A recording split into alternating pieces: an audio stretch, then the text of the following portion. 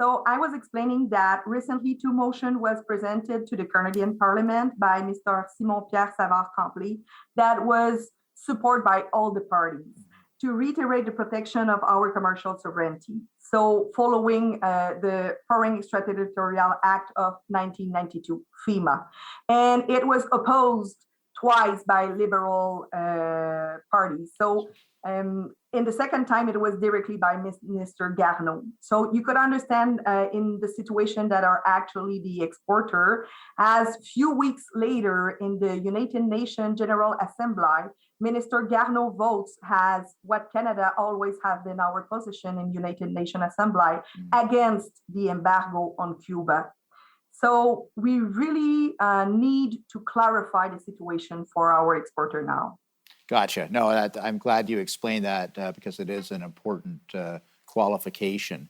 Let me ask you this, though. Canada has also been a human rights leader with its own human rights agenda, and including, obviously, in Cuba.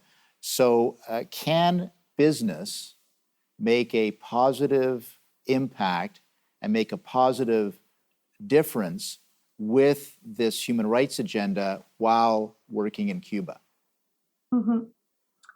Yes, I believe that Canada's position has been the right one since all the last years, which means we have been creating bridge with Cuba with their enterprise. And also we saw actually that the SMEs model is going to happen in Cuba. It's actually happening now.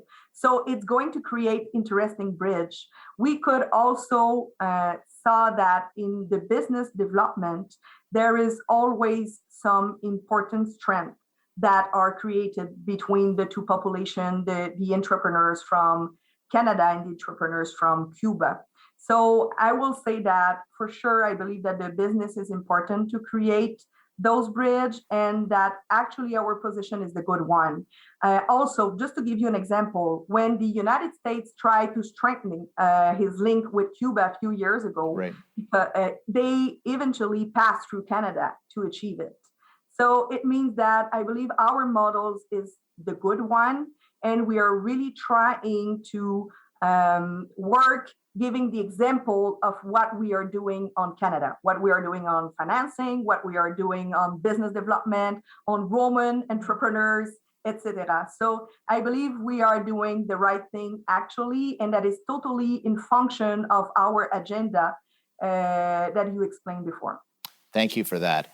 I do want to talk a little bit about what it's like working in a planned economy. Cuba still has a planned economy. I guess by your description, things are changing. And you mentioned the reducing red tape. So talk a little bit about that aspect of doing business in Cuba. Okay. So the planned economy has positive things that could attract Canadian entrepreneurs. So a lot of time when we heard about planned economy, it's something completely different than what we have here. So we could have fears. But what we saw in the last years, for example, was that planned economy and those centralized economy had helped our business to have high volume of sold. So when here, it's a little bit complicated because sometimes we have cycle in the one we are having less business here locally in Canada. It helps a lot of the exporter who are doing business with Cuba to have an increase of their business and of their exports. So it has been positive. The other thing that it was maybe complicated and that we are trying to find other solution that we have achieved, it's when you are working with a planned economy and how Cuba was working it.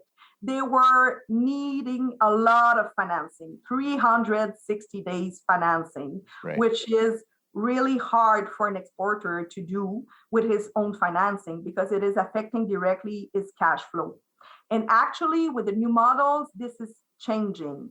So we are trying to concentrate our exporters to do business with the Cuban company who have outside incomes, who are making export and making sure that we can have cycles that are more short so that we are going to do business at the right place, right, and making sure that the financing that we give is shaker different models than what have been done in the past. We're going to take another brief break, but we'll be back with Nancy Lussier after that break. Please stay with us.